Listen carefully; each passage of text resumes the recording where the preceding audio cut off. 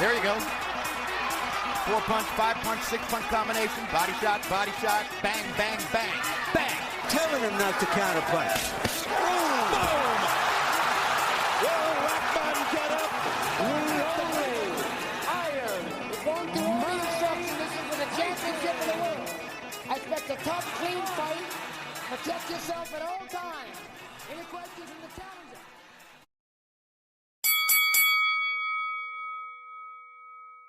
Welcome back, fight fans, to the Fight City Podcast, the official podcast of thefightcity.com. I'm your host, Jeff Foose, and today I'm joined by my own brother, Kevin Foose, to discuss this past weekend's monumental event, the last crescendo, held in Riyadh, Saudi Arabia.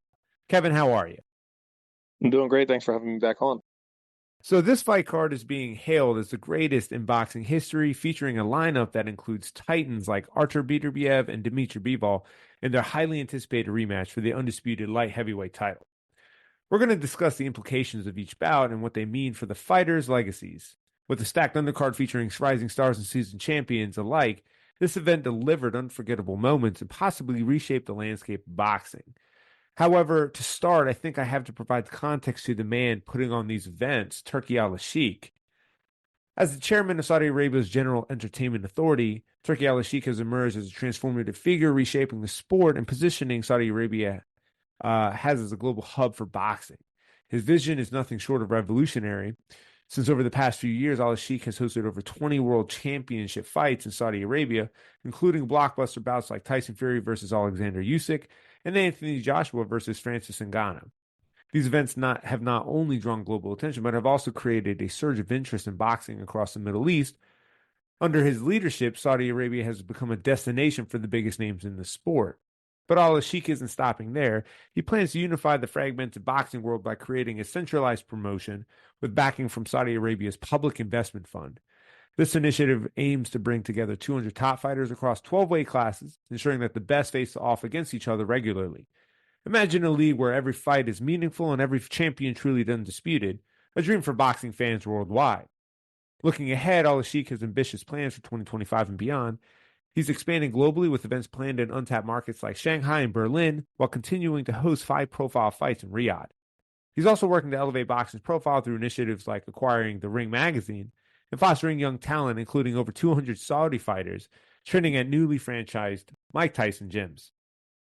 His efforts are a part of Saudi Arabia's broader Vision 2030 strategy to diversify its economy and enhance its global image through sports and entertainment. While critics raise concerns about sports washing, Al-Sheikh insists his work is about creating opportunities and delivering world-class events. With plans for fights like Canelo Alvarez versus Terence Crawford and a potential matchup between Ryan Garcia and Devin Haney, Al-Sheikh is connecting each event to the next, ensuring a continuous flow of marquee matchups. By 2026, he aims to unveil an annual global boxing schedule, something that is very unprecedented in the sport. Turki Al-Sheikh's influence is undeniable. He's not just hosting fights, he's reshaping the structure of boxing, making it more competitive, accessible, and exciting for fans around the world. The future of boxing might just be rewritten in the sands of Saudi Arabia. Now, mind you, this isn't, for the record, not a paid advertisement for Turki Al-Sheikh. However, this past weekend's bout in Saudi Arabia was only $25 through DAZN. Mind you, you had to, I guess, acquire a planned subscription for at least maybe monthly and or a year through DAZN. But $25 for a stat card where pretty much every bout was being contested for a world title, $25, I don't know, that's a little hard to beat. Kevin, what do you think of Turki Al-Sheikh and his attempt to restructure boxing? I personally, I like it. I get into arguments a lot with people that love the UFC. They talk bad about boxing in regards that we had to have some multi-billionaire come into the business and take over basically because they keep saying boxing's a dying sport. But even if Turki Al-Sheikh never came into the sport, I always argue that it's not dying. It's still globally a recognized sport internationally. It might not be the biggest sport right now in the USA just because MMA is kind of taking that mark just because of the UFC and what Dana White's doing over there. But in regards to internationally, I still feel like boxing's still the top combat sport, especially when you still see guys from MMA coming into the sport trying to get their payday.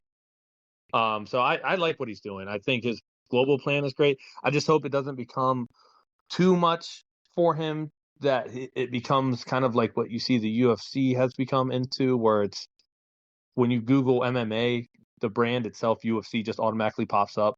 I don't want to see that. I don't want to see it become a monopoly, but I do love where he wants to expand the sport.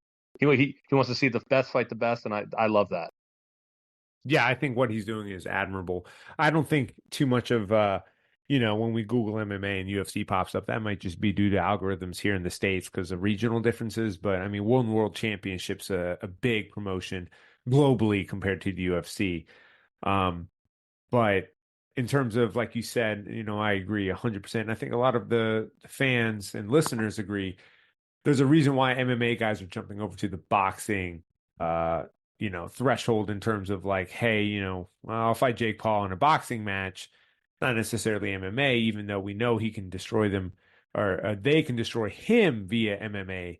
But there's just a lot more lucrative deals. Mind you, Jake Paul is kind of an anomaly as well. But no, I do admire the man behind this push and this initiative. Hopefully there's not necessarily a monopoly that gets forged out of this in terms of boxing being under one brand per se, but boxing is a red light sport. It's within the red light district of sports. And so it is kind of nice to see a little bit more of a semblance of a structure being created, but it doesn't hurt that Saudi Arabia is willing to give Turki Al-Sheikh all this money. I mean, Canelo Alvarez kind of working with Turki Al-Sheikh, like basically is, and my numbers could be wrong. I'm not too huge into the business of boxing per se with the numbers, but it's well worth over $250 million in terms of him fighting under a Turki Al-Sheikh banner. So like, there's just so much money to be made there that it isn't lost upon me. And I think fans that with that type of influx of funding coming into boxing, like if I were a pro fighter right now, yeah, Turki Al-Sheikh hits me up, I'm 100% going over to Saudi Arabia to fight, right? But to get to the main event or to the card itself, we'll start with the main event because, of course, that's why everyone's here. In a highly anticipated rematch, Dmitry Bivol faced Artur Beterbiev in Kingdom Arena in Riyadh, Saudi Arabia, in a bout dubbed the Last Crescendo.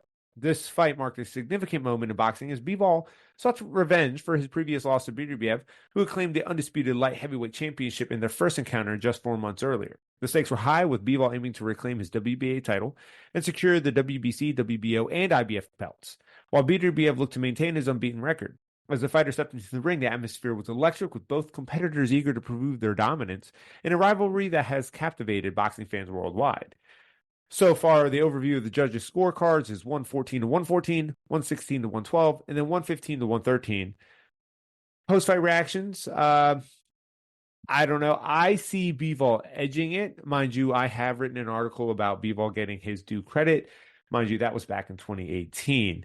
But that is not to negate what the accomplishments of Beterbiev, who prior to facing off Bivol in the first match, had pretty much a 100% KO rate. And so the fact that he has not been able to, in 2 bouts now, knock out Dmitry Bivol, I think speaks a lot towards, the granite chin that Bivol has. Kevin, what did you make of this bout? I thought this is an instant classic, another 12 rounds. Legendary bout between two of probably the greatest light heavyweights that we've seen in this era. Bivol, he followed his game plan to a T. I remember the post-fight, last fight, when he lost, he said that he even said it himself. I believe I lost because I didn't throw enough. He went back to the gym, he went back to the drawing board, figured out what he needed to do, came in there, put his foot on the gas. Beterbiev, he looked healthy. I saw his open workout prior to that, hitting the pads. He looked fast. He looked explosive. We saw it in the fight. it was a great matchup. They were able to nullify both of their like craftsmanships that you notice. Beterbiev's aggressiveness was kind of nullified a little bit with some of the lightning fast combinations Bivol threw, and Beterbiev's aggression actually nullified some of Bivol's footwork in some of the rounds that we saw. So it's just like two of the top guys showing how great they are. So looking at the key moments of the fight and even just the general flow of the fight, right? I think that Bivol won the first 3 rounds. He started off really strong, and obviously Bivol is known for pumping his jab and obviously using his footwork. The dude is weird. Like in the pro bouts, usually you see the guys from their amateur backgrounds if they have an amateur background, but Bivol was a pretty well decorated amateur, right? It's touch and go, right? You're using your feet, getting in and out. And Bivol has somehow been able to consistently keep that within a heavier division too, like heavyweight division, to where his legs look fresh between rounds 1 through 12, right? He's able to get in and out. He throws pot shots. He's throwing like 4-punch combinations. Between the mid fight, the middle rounds, Beterbiev, like the pressure obviously clearly began to pay off. Like the dude is just throwing a lot of body shots. And obviously when you throw body shots, the legs tend to slow down. And so clearly this is when the tide is shifting. Beterbiev is coming back into the fight. Clearly, the strength and power, the last things that go for a boxer. And so Bivol tends to slow down just a little bit. Now the second win, Bivol found a second window in those later rounds.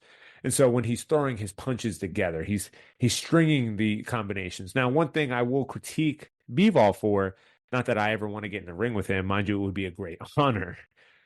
He throws a lot of straight punches. At some point, I was waiting for maybe a right-handed uppercut to split between the guard of Beterbiev, but it doesn't happen. However, regardless of all that, the second win is clear, very evident. And so he's stringing together these punches and trying to pierce through Bivol or Dmitry Beterbiev's high guard. And then obviously the final push, both fighters, right? They had strong moments in the championship rounds. Beterbiev landing significant shots, especially to Bivol's midsection, but Bivol's maintaining his composure and then shooting straight back with like the traditional 1-2. Kevin, what did you think that though Beterbiev did well? What did you think that he did well against Bivol? Unfortunately, he took the loss in this case in the rematch, but clearly Beterbiev, I mean, it wasn't like it was a Bivol won let's say a lopsided decision. It was still very close fight. Yeah, it was very close. I can see where some people said it was a draw. I can see some. For me, it was going to be a draw, but I wouldn't have been upset with a draw. But I thought Bivol pulled it off. That's how I saw. I see where some people saying that Beterbiev should have won. I really don't understand. I mean, he did everything that he should have done, but I don't think he landed the cleaner, precise punches. But he did have some moments, like you said, he rocked to the body a lot. You could tell that was working because Bivol started to slow down a little bit before he caught his second wind, that's what you have to do when you fight somebody that loves moving around. That active, aggressive pressure that he puts, that's like it sinks people. You take him to the deep waters. I don't know how this guy's like an Energizer bunny. How does he not get tired? I mean, both, especially Beterbiev. He's 40. I don't know how many 40-year-olds can go 12 rounds and not look like they're about to throw up. This guy is just a monster. But I don't know if you noticed. Did you notice that he had 2 knee braces on? I didn't know if they were knee braces or if they were just kind of like the knee sleeves. In the first fight, he had 1 knee sleeve. But then someone did bring up, oh, he has 2 on now. It's not going to affect him. It didn't look like it affected him at all, honestly. It was probably more of just like a comfort thing. But yeah, even in the late championship rounds, Beterbiev didn't look like he was like holding up. He even looked like he added more pressure to Bivol at the end. No, he 100% did. I did notice that Bivol towards the end, like within the last combination he threw, when Beterbiev was ready to retaliate, he kind of tied him up. Pulled him into a clinch before that final bell rang, to negate Beterbiev's, like looking even towards the judges, right? If he was able to land a couple clean punches towards the end, right? We don't want that swaying the judges for that final round. It's funny because that's not like, you don't really see that in Russian style whatsoever, clinching.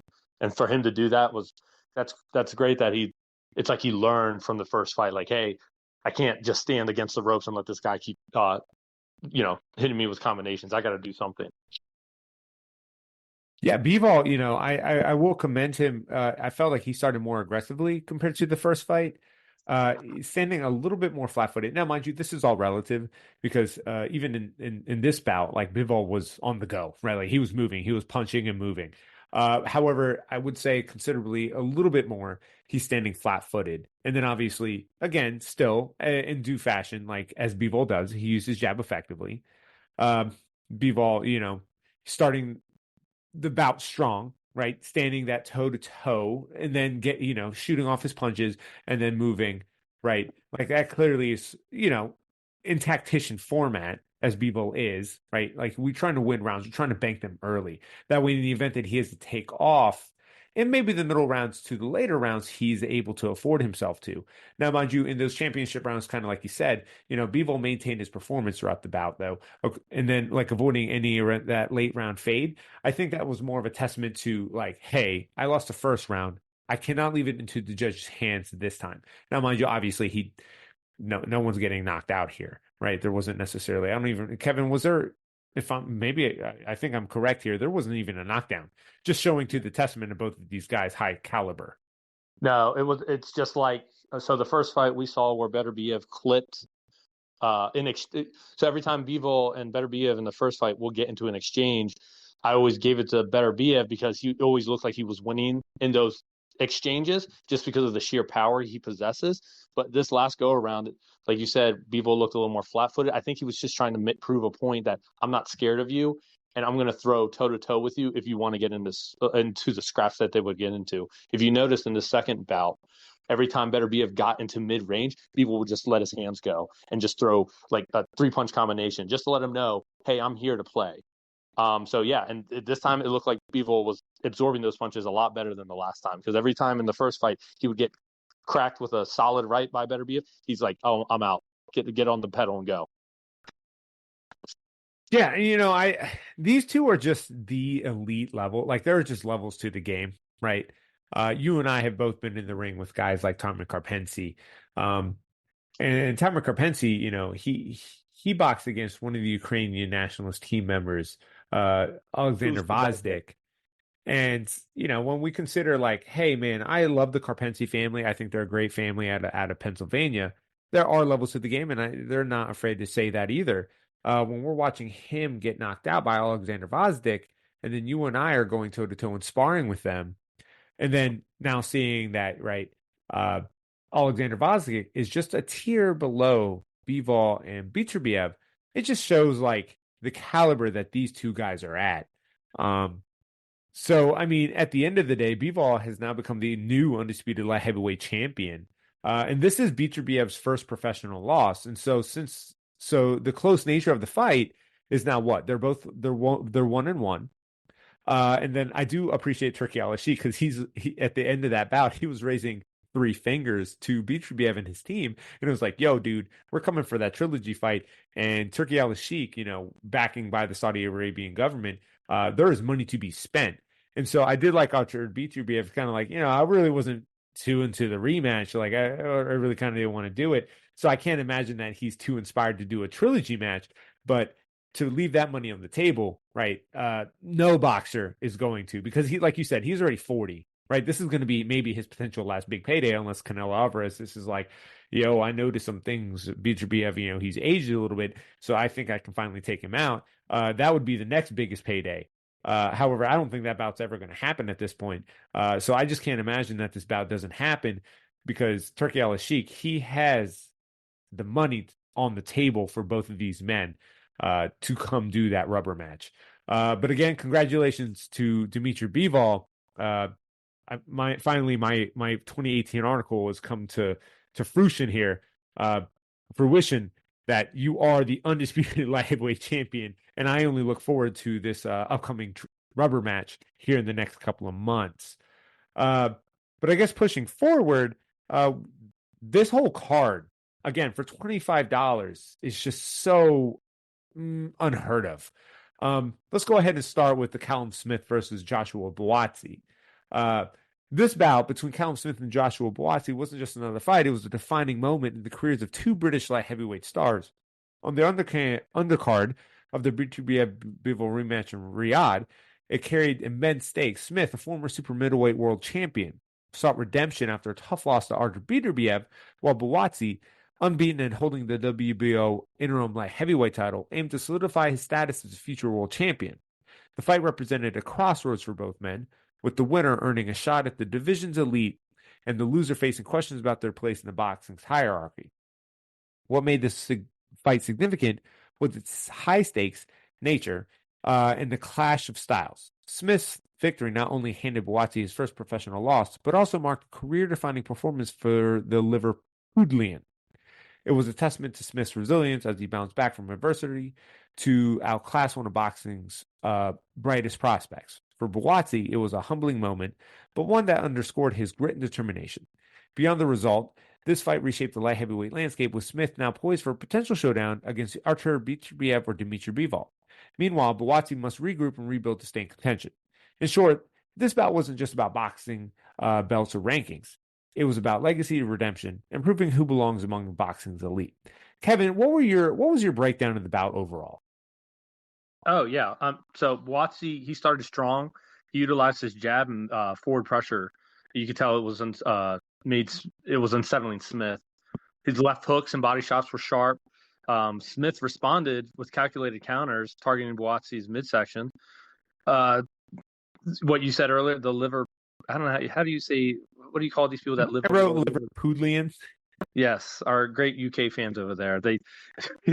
So Buatsi, his left hook to the body began to show its effectiveness by round 5. I'm sorry, Callum Smith's left hook. You could tell the left hook in the 5th round started to visibly hurt Buatsi. Smith in the middle rounds, he started to take control, ramping up his attacks, and he kept landing clean combinations. Very smooth. It was much smoother than what I've seen in years past with him, especially against Canelo Alvarez and Beterbiev. That just goes to show how much Smith has learned from those past bouts. He showcased resilience by landing counter hooks, and his experience showed, I guess, based off those past bouts, because he maintains his defensive discipline. In the late rounds, Buatsi mounted a spirited comeback. Let's just say they were both landing bombs. You could tell both of these guys really wanted it. It even put Smith on the back foot at one point. Smith's counters and ability to withstand pressure ensured he remained competitive. The final round saw both fighters trading heavy blows in the center of the ring, and Smith landed a decisive left hook right-hand combination that sealed his victory. If you ask me, it was, and a lot of people would agree, it was probably not including the main fight, it was probably the fight of the night. And probably my friends overseas in the UK could agree that they have such a great pride when it comes to boxing, especially in their in-house bouts, that this one right here they were probably more anticipated for this one than the main card itself. Do you consider this bout like fight of the year, possibly? It's definitely up there. It was really competitive. Honestly, excuse my language, it wouldn't surprise me if both these guys went back to the locker room and pissed blood, the way they were just throwing blow for blow. Especially some of those body shots. I couldn't understand how they could keep standing after some of those ripping shots. Yeah, I mean, Callum Smith, I guess just to recap it all, Callum Smith emerged victorious via unanimous decision, 119 to 110. That card specifically I kind of questioned, but 115 to 113, 116 to 112, handing Joshua Buatsi his first professional loss. The win solidified Smith's status as one of Britain's top light heavyweights and positioned him for a potential shot at Beterbiev versus Bivol. For Buatsi, it was a humbling defeat, but one that highlighted his grit and determination.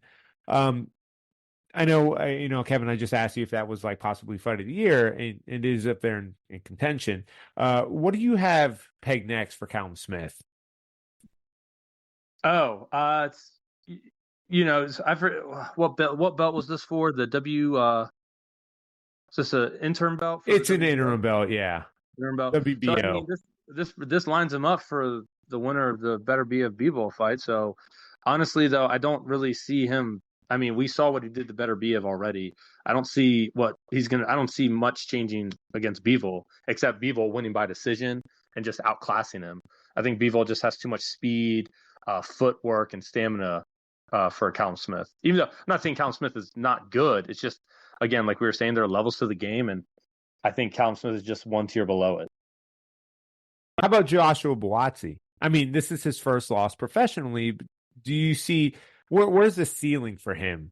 Oh, this was honestly, I know this is probably a tough loss for him, but there's no shame in losing to Callum Smith is a world contender. He's held belts in the lower weight classes. Like this is not a loss that he should take to shame. If anything, it's just going back to the drawing board, learning what he learned, learning from what the mistakes he made in this fight, and I think he's still got a good career ahead of him. Yeah, I was thinking maybe Joshua Buatsi versus Anthony Yarde, possibly, right? Like two UK guys, like that's going to do numbers in the UK specifically. And so, if Joshua Buatsi is regrouping himself, right, his first professional loss against a Callum Smith, who was a super middleweight title holder at some point, I don't see why that would be off the table for Joshua Buatsi. Oh, of course. I saw a post-fight interview with Anthony Yarde actually after the fight, and I don't know exactly verbatim what he was telling Buatsi, but he just basically was telling the interviewer that he got beat up. So you could probably build some grudge match off the comments that Yarde was saying. Right. So pushing forward though, because this card was a longer card. Let's go to the heavyweight division here. Everyone's favorite New Zealander, Joseph Parker, took a last minute. Well, he didn't take the last minute. There was a last minute substitution because Daniel Dubois was able to make it to fight day against Martin Bakole. In a stunning display of power and precision, Joseph Parker, 36-3, made quick work of Martin Bakole, 21-2, with a vicious second round knockout at the A&B Arena in Riyadh, Saudi Arabia, on Saturday night. The bout, which was part of the undercard for Beterbiev versus Bivol 2 event, saw Parker defend his WBO interim heavyweight title against a late replacement opponent, Martin Bakole. Bakole, who stepped in on just 2 days' notice after IBF World Heavyweight Champion Daniel Dubois withdrew due to illness, flew 4,000 miles and arrived in Saudi Arabia mere hours before the fight.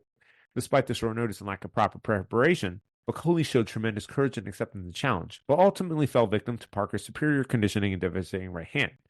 The fight began with Parker showing dominance in the opening round, setting the tone for the brief but impactful bout. In the second round, Parker landed a precise and powerful overhand right that struck the top of Bakole's head, sending the Congolese fighter stumbling to the canvas.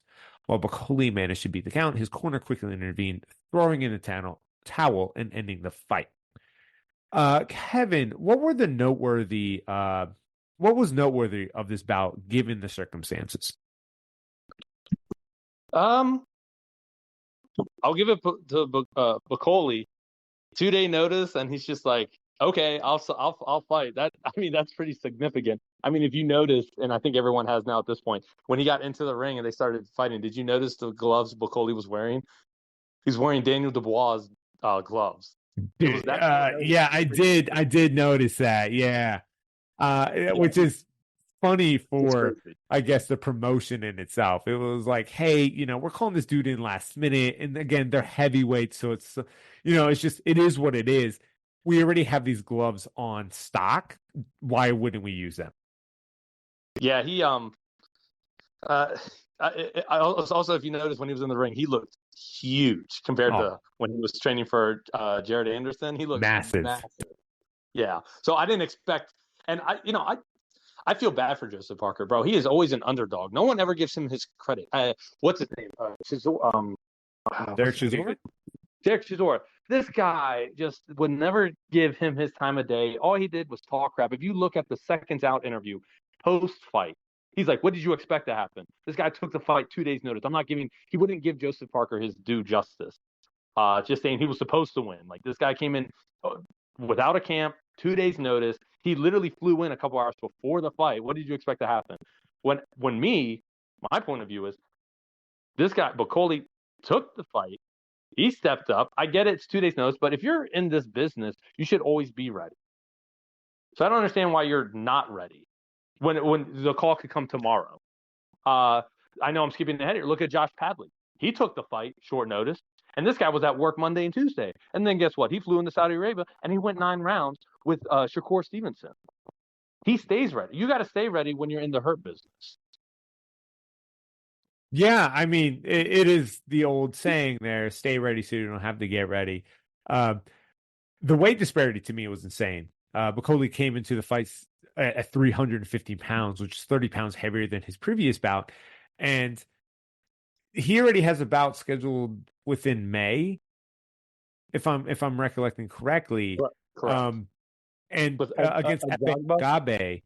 Agabe, I'm sorry. Yes, Agabe. And they're holding firm. Like I did read today that Billy Nelson, his trainer, assures that Bacoli's fight against Efe Agabe is still on for May 2nd.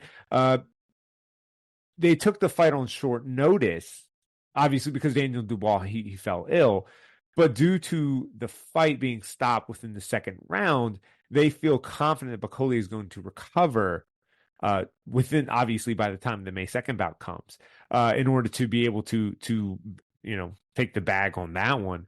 Now, mind you, the Bacoli, if I Google this real quick, Bacoli Agabe, Jagba, I'm sorry, I'm mispronouncing his name. It's no longer going to be an IBF final eliminator, but Turki Al-Sheikh has guaranteed the fight will proceed as planned. And then Bacoli's going to return to Glasgow to prepare for that bout. But, as much as I am a little, feeling bad for Joseph Parker, he did what he had to do. He won the fight. That overhand right is much more dangerous than, I think people might give it credit for, regardless if Martin Bacoli came in, I guess maybe not necessarily prepared for the bout. But Joseph, as a professional, did what he had to do. I'm excited for him to get back into the ring because, obviously this wasn't necessarily a challenge for him. So maybe we get Joseph Parker versus Usyk here in the future. What are your thoughts, Kevin? I think that would be a great fight. If you noticed the overhand right, that kind of sealed the deal here. He hit Bacoli with one before that, and if anyone noticed, and I know it got the crowd riled up, Bacoli shook his head like it didn't faze him. And then Joseph Parker again hit him with it, but this time on top of the head. And then you see Bacoli's legs go from underneath him like, uh-oh. He's like, I shouldn't have let him hit me with that. I think it would be great if you see Joseph Parker versus Usyk. Usyk, the technician that he is, the little man that came up, the heavyweight, and he beat he beat anybody that got in his way. And we've seen Joseph Parker's redemption arc here, basically. He fights to the caliber of his opponent. You can tell that he's studied the game. He no longer thinks he's just a brute. That when I first saw him get into the game, he was this heavy-handed, throws heavy combinations, powerhouse. He's kind of leaned away from that now, where he's actually showing real technical skill. He still relies on the heavy right hand, where he throws the jab overhand right. But hey, if it works, it works. I'm not going to take that away from you. So I would love to see him versus Usyk Alexander. I think he's paid his due justice. I don't know why he gets so much hate. He's on his redemption arc. Yeah, it just might be Parker doesn't fit the mold of flash and big knockout. I mean, mind you, this is a big knockout for him. But he's not fitting the mold of the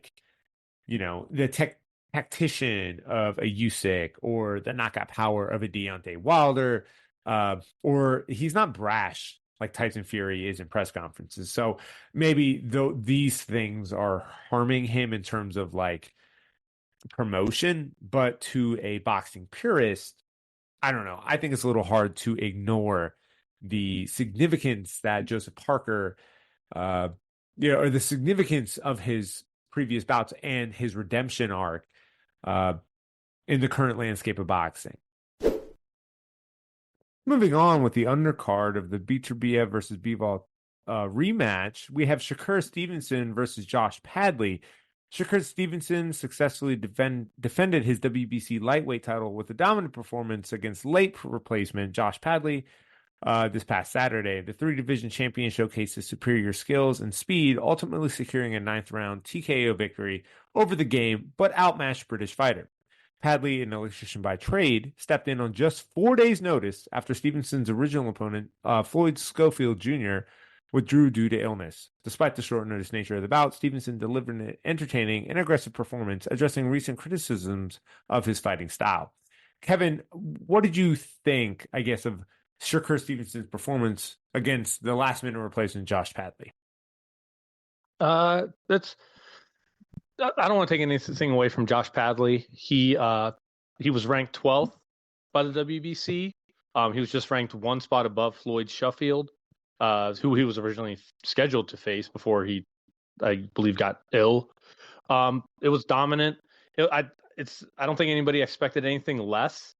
The work rate that he put in, I mean, we get it. Stevenson's not the flashiest boxer. He's not a knockout artist. He's real technical, but he showed superior skill and technique. I mean, I don't think anybody expected anything different. I give credit to Josh Padley, though. Man, what a guy.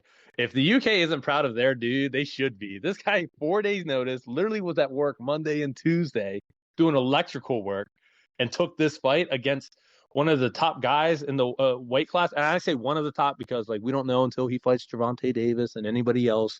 But man, what a guy. Hat off to Josh Padley, man. Yeah, I had to go back and look, and I was curious to see if Josh Padley had been in camp. Again, the old adage that we've said earlier, stay in shape so you don't have to get in shape. But he wasn't in camp. To my understanding, he was just going through the day-to-day. I'm working my 9 to 5. I might go to the gym, kind of stay in some type of shape. But even if Shakur Stevenson had, pulled back just a little bit, he went a full 9 rounds for the stoppage. So again, hats off to Josh Padley, showcasing that a guy who's fighting part-time and working full-time in another field is able to take a legitimate world title holder and also one of the greatest talents that we possibly have within the sport, overall a 9-round bout. Again, kudos to him. The UK should very be proud of their guy Padley. What did you make of Stevenson's tactical approach, even though it was a last-minute replacement bout? First off, he consistently landed multiple punches. Padley, he couldn't really respond to any of them. I don't know if he's like a counterpuncher or not, but you could tell he just didn't have an answer for anything that Stevenson demonstrated. He was aggressive. He was more aggressive than usual, if you noticed. He was actually taking some shots, and that's probably based off criticism he faced in the past, saying he has a boring style. But if anybody says that, I don't understand. He's still getting that rap. He was taking shots in this fight. Past few fights, his whole motto is to hit and not get hit, and yet he's still being labeled boring. And this fight, I know that he's still he still has that label, so I don't know what anybody else wants. I'm gonna do a shout out to Showbiz the Adults. Give him credit for this because he's the one that kind of called it out. He's like, if you guys don't, I think everyone just hates Stevenson. There's nothing he can do unless he completely changes his style where anybody will appreciate his technical ability. He was more aggressive. He showed his defense, speed, and accuracy. He even hurt his hand. If you notice, he hurt his hand throwing a body shot in one of the clips. And if you didn't see it, I highly advise. Again, shout out to Showbiz the Adult on his YouTube. He shows the clip where when he lands the body shot, Shakur pulls his hand back and he shakes it, and you can tell by his facial expression he's like, I injured it, and yet he still continued to fight. So I don't know what else that you can do with him. Again, the combination punching, he had a speed advantage, the precision. I don't know how this guy, he's like in the Matrix. And then just the general ring control that Stevenson showed. He controlled the whole fight the whole time. It was a masterclass, but I just don't want to take anything away from Josh Padley because, again, you just highlighted everything. Works a 9 to 5, still goes to train, and he went 9 rounds with one of the best in the weight division. That's remarkable. Good for him, man. That's applaud him. And that's unfortunate for Stevenson. That's a kind of lose-lose for him because even though he put on a masterclass demonstration, the underdog's really getting the spotlight because of his performance, just going 9 rounds, a 4-day notice. Yeah, I think the reason why Shakur gets a lot of flack is, and I could be wrong. If anyone out there wants to contest what I'm about to say, please feel free to drop them in the comments. It might be because he talks about how he's the best. No one can beat him. But then playing with his food, I suppose, instead of getting him out of there when he can. It is boxing so from a boxing purist standpoint, Shakur is, the best of the best, one of the best of the best, if not the best, in terms of getting don't hit and don't get hit.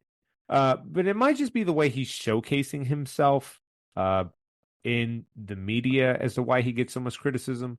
So, like, for a guy Padley coming off of 4 days' notice, probably should have only lasted maybe 3 rounds tops, but he went the full 9. I agree with everything you said, though, skill-wise and tactics, the combination punching, speed advantage, precision, the ring generalship of controlling Padley. Shakur clearly is leagues above him. So I would like to see Shakur in with a top 5 guy, which one of those top 5 guys is Keyshawn Davis, a close friend and sparring partner of Shakur Stevenson.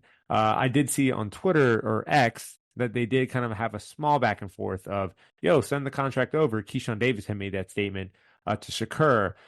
So, even though they're friends, it's still the hurt business.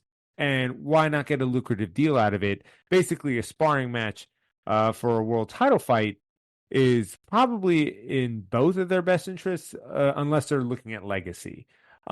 Besides that possible matchup, Kevin, what do you have next for Shakur Stevenson?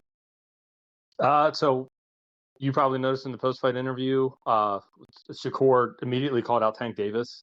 I know that's a highly profile matchup that they both name dropped each other. I don't know how many times now, and they both kind of grew up with each other in the amateur rankings.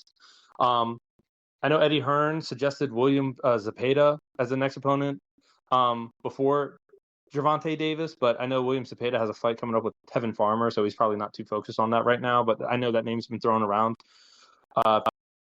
I know Stevenson said the fight with Davis would define both their legacies, which it would, and it would definitely show who is the top of the weight class.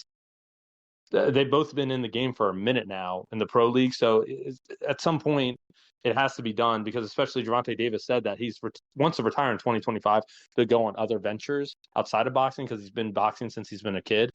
So it has to be rather sooner than rather later, especially, like I said, with this hand injury.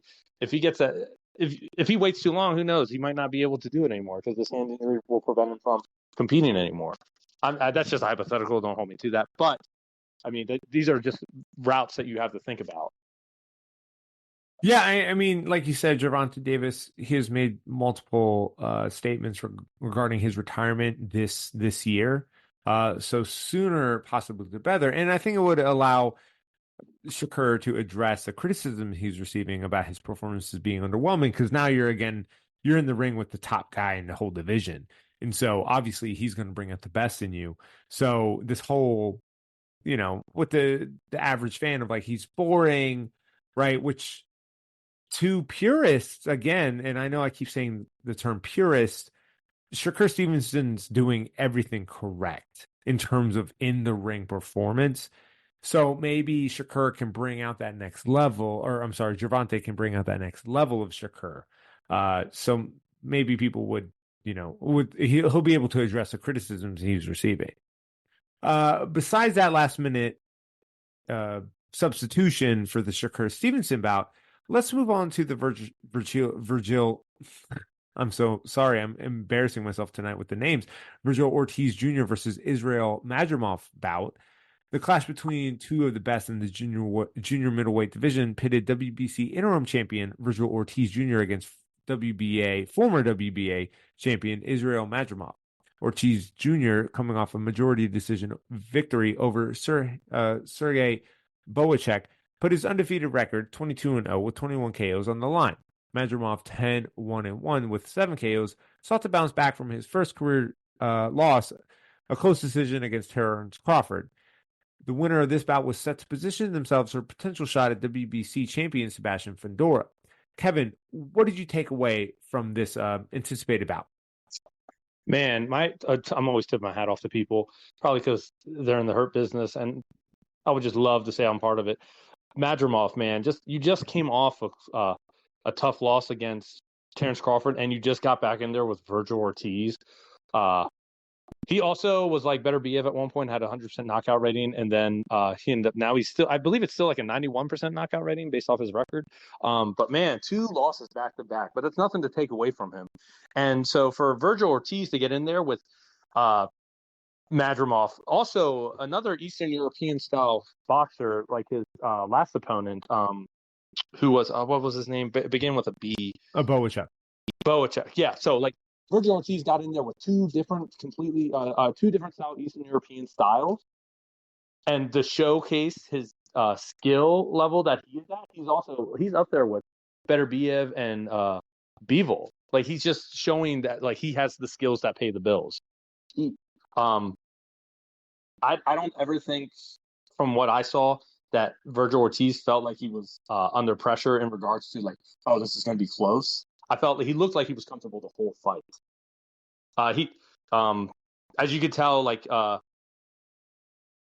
I lost my train of thought there for a second. Virgil Ortiz is he's a pressure fighter, and his power was displayed against Madrimov. Did I say his name right? I'm sorry. Madrimov. Madrimov, yeah. He outlanded Madrimov 166, 127 in total punches, and he definitely had a huge advantage using the jab. It was 60-30. He adapted to Madrimov's style and movement, and he kept his timing, and his timing allowed him to land blows in the later rounds. And you can tell, I think near the end round, I think it was round 11, Madrimov started showboating a little bit to show that he was still a contender in the fight. But I think at that point it was a little too late. Ortiz just kind of showed that he was a class above him. It looked grueling from both of them post-fight, like when they were waiting for the announcement, how they went back to their corners, and you could tell like it kind of took a toll on them. But Ortiz's eyes, they were noticeably a little swollen at the end of the fight. So you could tell that Madrimov did land some good power shots against Ortiz Jr. Yeah, the fight showcased Virgil Ortiz's resilience, his ability to adapt mid-fight. Mind you, it was a challenging start against Madrimov's elusive style, right? The Eastern European style that you mentioned earlier. But Ortiz Jr., he showcased why he's considered one of the top contenders in the division. Ortiz Jr.'s pressure fighting and body attack, he proved crucial in slowing down Madrimov's movement. And then, mind you, this strategy, obviously combined with his superior punch output, particularly in the jabs, allowed him to control the fight in the later rounds. I mean, this victory, though, solidified Ortiz Jr.'s position as a top contender at 154 pounds. And now, mind you, hopefully it sets him up against a potential bout against WBC champion Sebastian Fundora, and obviously other top names in the division. I feel like Fundora is the guy to go after, though, unless you're looking for a potential matchup with Terence Crawford. For Madrimov, though, this marks his second consecutive loss to obviously elite opposition, following his defeat, obviously, to Terence Crawford. He showcased his skills early in the fight. His inability to maintain his effectiveness, though, throughout all 12 rounds, does raise questions about his ceiling at the highest level of the sport.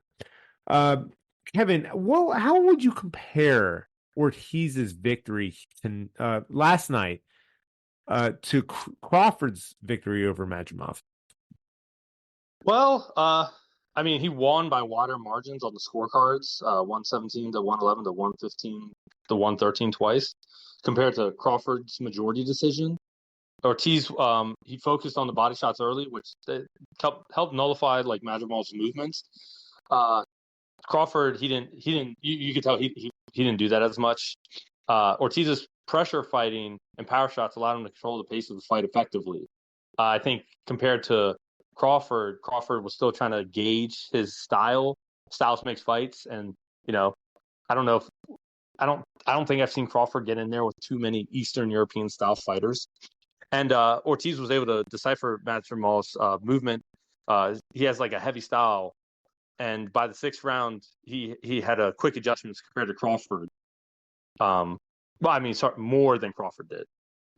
So, I mean, I don't know. I think it took Crawford a little longer to kind of remember when Lomachenko, he had to download the information. It took him a little longer to decipher Madrimov compared to Virgil Ortiz.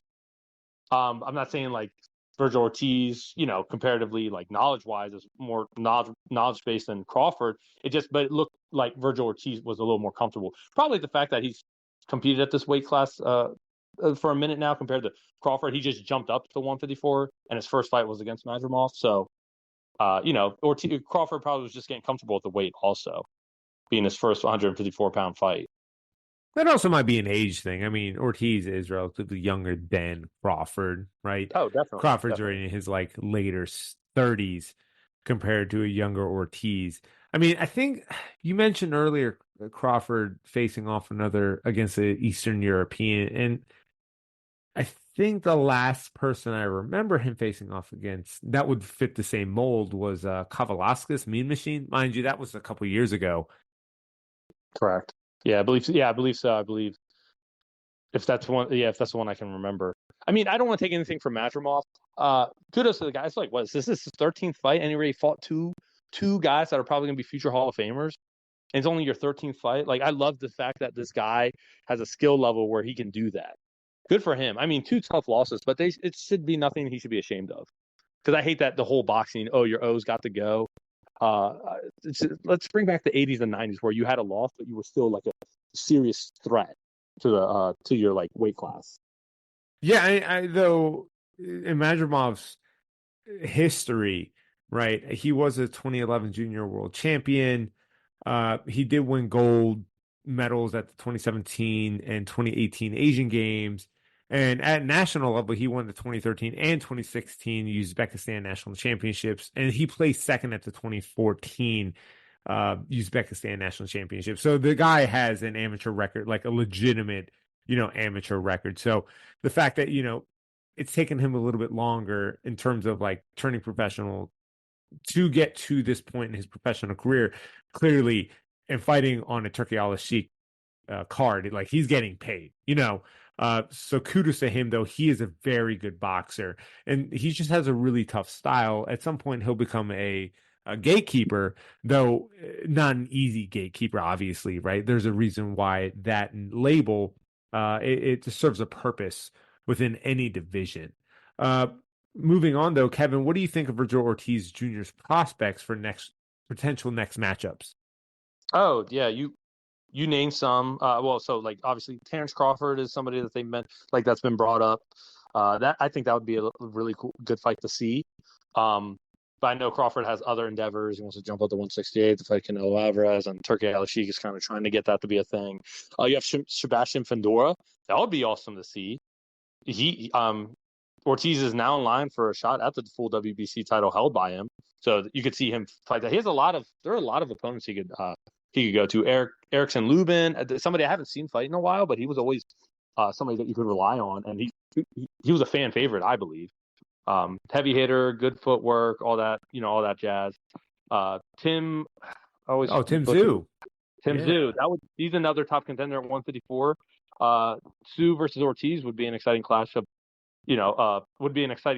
clash amongst them. I know Tszyu is probably taking some time off after his last loss.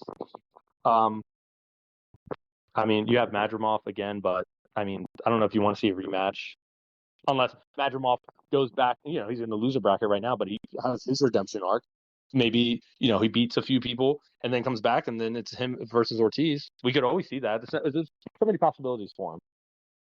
Yeah, Turkey Al-Sheikh, I guess, is going to be the dictator in terms of like who Ortiz's next opponent will be, depending, right, if the money is correct.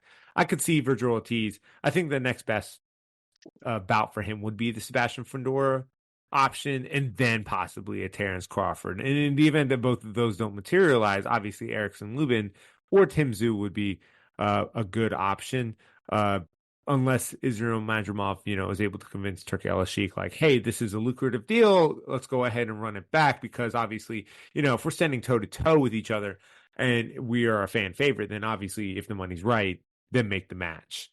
Now, pushing forward, though, to the last bout under our, show notes, heavyweight division, Zhilei Zhang versus Agit Kabayel.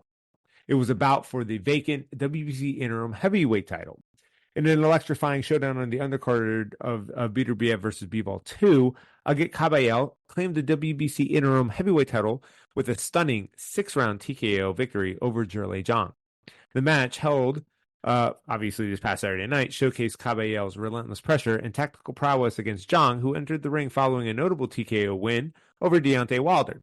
Despite a promising start for Zhang, who managed to knock Caballel down in the 5th round, the German heavyweight demonstrated remarkable resilience. Caballel's body shots gradually took their toll on Zhang, leading to a decisive moment in the 6th round when a powerful left hook sent Zhang to one knee, unable to continue. This victory not only solidified Caballel's status as a top contender in the heavyweight division, but also marked a significant setback for Zhang as he seeks to reestablish himself in the competitive landscape of boxing. Kevin, what were the initial key moments that led to Caballel's 6-round TKO or KO of Zhilei Zhang? Oh, man. So before I hit the key moments, I just want to say I've watched this guy a couple times now, a few of his fights building up to this. Man, this kid, I knew he was going to be a problem when he made the big stage. He just, especially the heavyweight division, he's not the biggest guy, obviously. You can tell size-wise compared to Zhang, but, like, he's relentless, man. This guy, I think he's going to be a fan favorite. So let me get down to the key moments here. So obviously you said he knocked out Zhang in the 6th round. He set an aggressive tone early on, opening bell. He pressed forward, relentless combinations, and I don't know if that's like he wanted to show that he wasn't scared of Zhang, because Zhang is a bigger guy, but he's really more known for counterpunching. He attacked the body early. It was a high. Whoever his coach is, and for his strategy, it worked brilliantly. He frequently targeted Zhang's body, disrupting his rhythm. You could tell Zhang was starting to get a little comfortable, especially by the 2nd round. You could show you saw the discomfort, especially with the redness and the swelling of his midsection. Zhang started fatiguing early. Now I don't know if that's because of the body work or because we kind of all know that Zhang's not the most well-conditioned guy. I mean, for his age, I think he's doing great, but he is a little older now. And so we could tell, most fights you could tell, like after the 5th, 6th round, Zhang starts to kind of like, his conditioning kind of goes falters. But Zhang, you can never count this guy out. He landed a powerful left hook that sent Caballel to the canvas. And I saw in the post-fight interview, Zabel said he just didn't see it. He just didn't see it because it was in the middle of an exchange. He just didn't see it, and he got hit the canvas. You could tell, like, it didn't bother him because he recovered quickly. But Zhang, unfortunately, was unable to capitalize off that moment. Caballel, he's resilient. Even though he was knocked down, he still stuck to his game plan and continued to pressure Zhang. Zhang's slowing pace by the 6th round, he was unable to move as much as he wanted to, and he slowed considerably, and he struggled to keep up Caballel's relentless offense. And Caballel, he eventually sealed the deal with a final body shot that in the 6th round, I believe it was to the left liver. It forced Zhang to take a knee, and he was unable to beat the count. Great strategy. I guess they've watched some film on him. I mean, I didn't see Zhang deploy as much counter movement as I thought he would have, but Zabel, he stuck to his game plan even with the knockdown, because I know that would frazzle some people. But that was a great game plan. He persevered. He stuck to the game plan. He weathered the storm. I think he's going to be a fan favorite for years to come. Yeah, I'll give Caballel. I mean, on the last card held by Turki Al-Sheikh, he defeated Cuban-born fighter Frank Sanchez, and he also defeated Frank Sanchez by a TKO within the 7th round, and it was a brutal body shot. That is as to why Frank Sanchez lost, and so clearly Caballel, this guy, as you said, he should be a fan favorite. He weathered the storm because, Big Bang Zhang, right, as his nickname is, he did land devastating body shots, which took out Zhang. And so I just didn't see this going this route. However, boxing is, one punch can change your entire world. Caballel did very well with the pressure fighting in terms of not necessarily exposing Zhang's vulnerability. Sorry. But Zhang he is vulnerable to a body attack. He is a little bit older, and his stamina has always been in question, unless he's able to knock you out.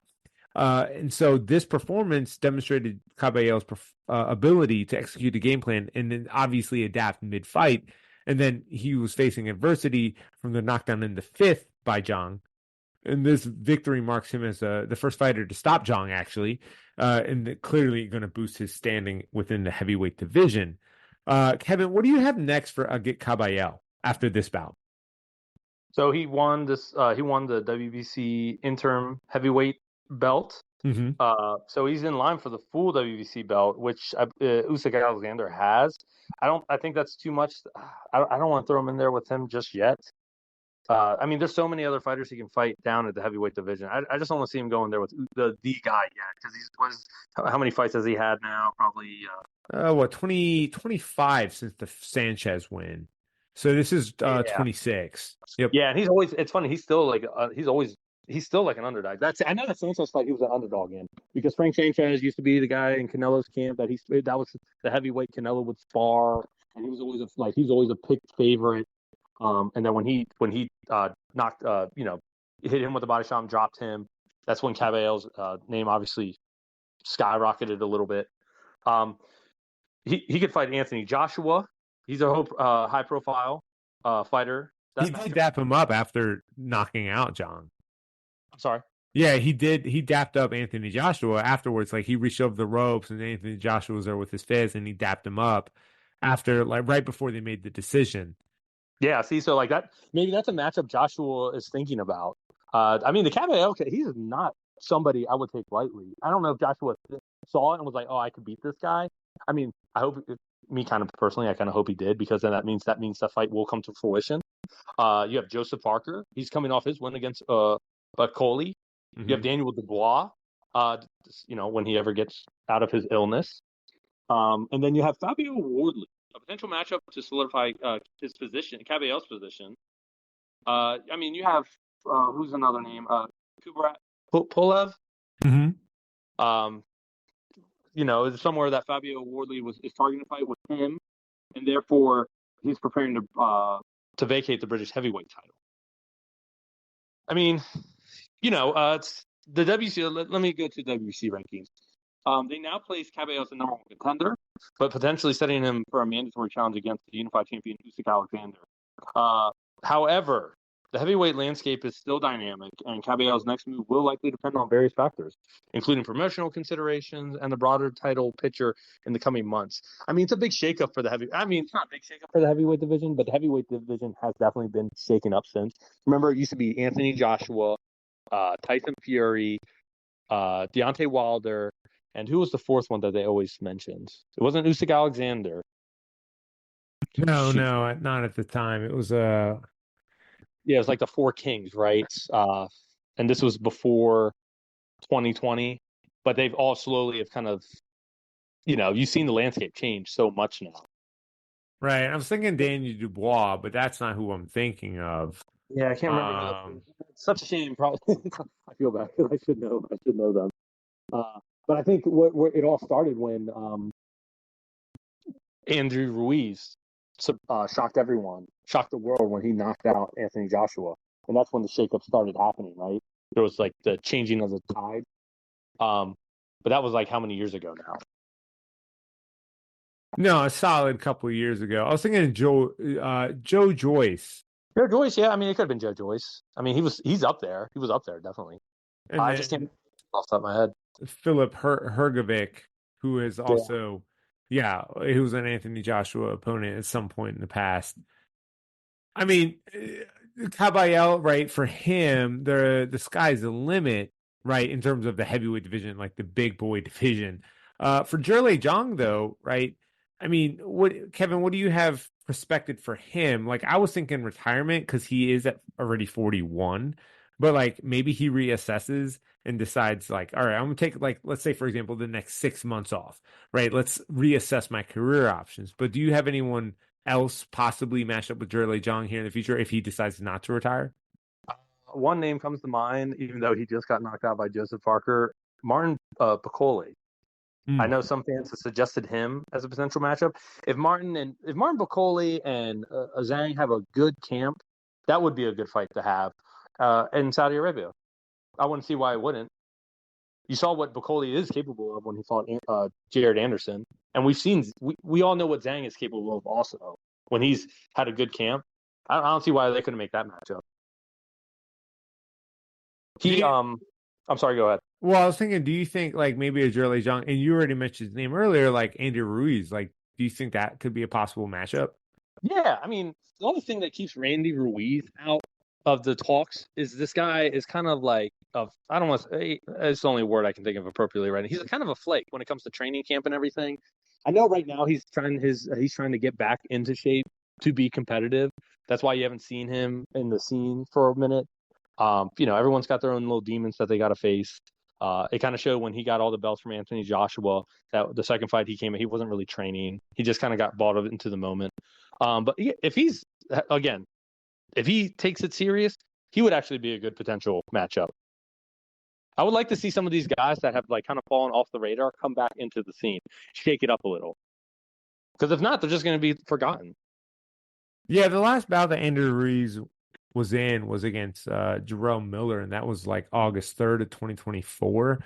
And so I'm thinking like, all right, if John wants to, a name that still brings considerable fans out, it would be against Jerome Miller, but Andy Ruiz would also be because he doesn't have anything scheduled to my understanding. Last time I looked at his box rec, either of those two opponents to maybe like test the waters, see where he's at. Again, he's already 41 years old, so maybe he is contemplating retirement because now Caballel is projected, not projected, but catapulted to the top. So like he could possibly get a Usyk face off. Then again, I did see him dap up Anthony Joshua after he won.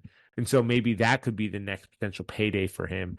I do like Caballel. I think his performance against this past weekend against Zhang, and then obviously the one against Frank Sanchez, hopefully he does get his due credit because the German boxer is a pretty fun guy to watch. I guess moving forward, though, we do have some upcoming bouts. We have, considering this card is a little hard to match, but we do have Gervonta Davis versus Lamont Rose Jr. on March 1st in Las Vegas. Lamont Rose Jr. is challenging Gervonta Davis for his WBA lightweight title. And then further down the line, we have March 12th. Keith Thurman is coming back against Brock Jarvis in a junior middleweight bout. In Sydney, Australia, Keith Thurman has been out of the ring for approximately, 2 years, 18 days? His last fight took place on February 5th, 2022 against Mario Barrios in Vegas, where he won by unanimous decision. And then on March 22nd, we have Sebastian Fundora versus Chordale Booker for the unified junior lightweight title, again in Las Vegas. And then on March 29th, William Zepeda versus Tevin Farmer in a lightweight bout in Cancun, Mexico. So we do have a couple other bouts on the card within the next month that we have to look forward to. I'd say out of all of those, Gervonta Davis versus Lamont Rose Jr. is going to be getting the most press. But it's good to see that Keith Thurman is kind of coming back into somewhat of a clearly a title bout or a middleweight bout. I'm sorry, not title bout, but Keith Thurman is coming back into the possible limelight in terms of like maybe junior middleweight contention. And then obviously Sebastian Fundora versus Chordale Booker, and then William Zepeda versus Tevin Farmer, two guys who their skill sets clash, but like I'm definitely going to be tuning into. What are your thoughts, Kevin, on these upcoming bouts? I think they're great, and it's funny because I don't think none of them are tied to Turki Al-Sheikh. So going back to our beginning conversation when we started the podcast about him trying to take over boxing and all this, and my argument against some people, MMA, this and that. This still shows that boxing is not dead. You have all these events coming up. Turki Al-Sheikh has nothing to do with them. I think it's great. It's great for the sport that it's still active. You have Keith Thurman coming back. You have a big headline: Gervonta Davis versus Lamont Rhodes Jr. fighting in Las Vegas. Even though I actually would have preferred it to be in the DMV area. I mean, it's the Battle of the Beltway, for God's sakes. One's from Baltimore, one's from DC. Even though Gervonta Davis says Lamont Rhodes Jr. isn't from DC, he's from PG County. It's all the same. You have Kenshiro versus Seigo. I'm going to butcher his name. Yori Akui. I butchered that, but it's in Tokyo, Japan. The one thing I hate about that is that's like it's going to be in America. It's going to be on a Tuesday at like 4 a.m. I'll still try to watch it. It's just hard to watch those fights. And then, again, Sebastian Vendora versus Tradeo Booker. I think that's going to be a great one. And Zepeda versus Tevin Farmer. Now that one kind of caught me by surprise. It's in Cancun, Mexico, but I mean, forget it. I mean, who cares? It's at least it's right. happening. No, I agree with you. The fact that we're going to get a promotion here within the United States is a little surprising, but hey, maybe there's a tax reason for that. Yeah, and they can relax on the beach after their fight. Like it's in Cancun, they can go to a resort. Good for them. Well, Kevin, thank you so much for discussing the last crescendo with me. And then obviously we have a couple more bouts upcoming. So fight fans, be sure to tune in to the Fight City podcast, the official podcast for thefightcity.com for these upcoming bouts. Hey everyone, it's Jeff here. If you like today's episode, don't forget to hit the subscribe button and check out all of our other content on thefightcity.com. The website link can be found in our show notes. Till next time.